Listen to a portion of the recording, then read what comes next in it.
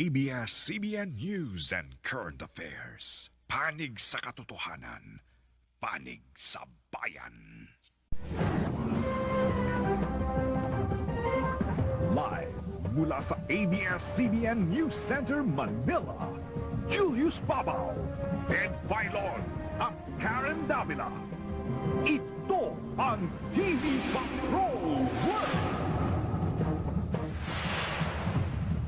Magandang gabi, Pilipinas! Kami ang mga patrol ng Pilipino. Nagbabalita at naglilingkod sa inyo saan man sa mundo.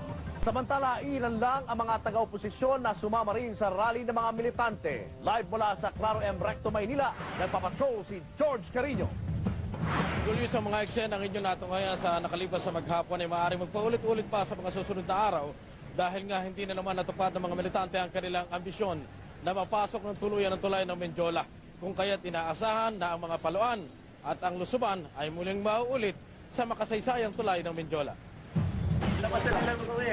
Kahapon pa sinabi ng oposisyon hindi sila sasali sa marcha sa Menjola, pero hindi nakatiis itong sina Linggoy Alcuaz at Tres Cortes ng FPJ Movement.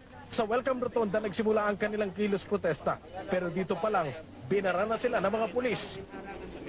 Kaya heto, todo handa na si Alcuaz, kompleto sa face mask at may payupad sa mga sasabak sa Menjola.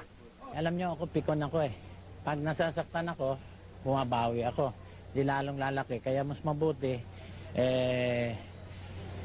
to take all the defensive measures para hindi po masaktan. Nagsanib din ang kanilang pwersa sa mas malaking grupo galing sa DAR. Ang kanilang target makaabot ng Menjola. Ano nga ba ang nasa tulay ng Menjola at naging sentro ng kanilang pakikibaka? Naghahanap talaga ang mamamayan ng daluyan ng kanilang mga karaingan.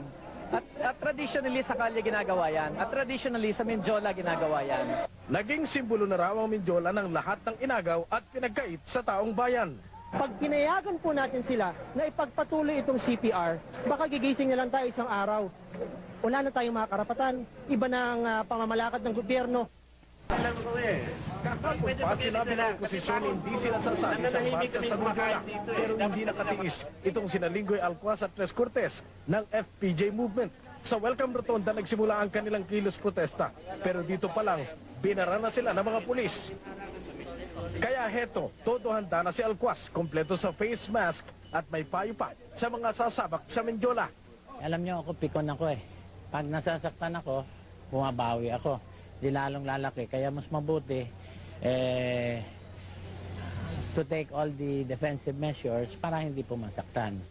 Nagsanib din ang kanilang pwersa sa mas malaking grupo galing sa DAR. Ang kanilang target makaabot ng Menjola. Ano nga ba ang nasa tulay ng Menjola at naging sentro ng kanilang pakikibaka?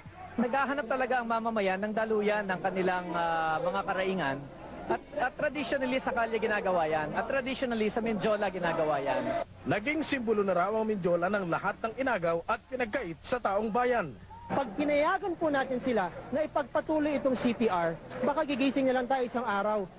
Wala na tayong mga karapatan. Iba na ang pamamalakad ng gobyerno.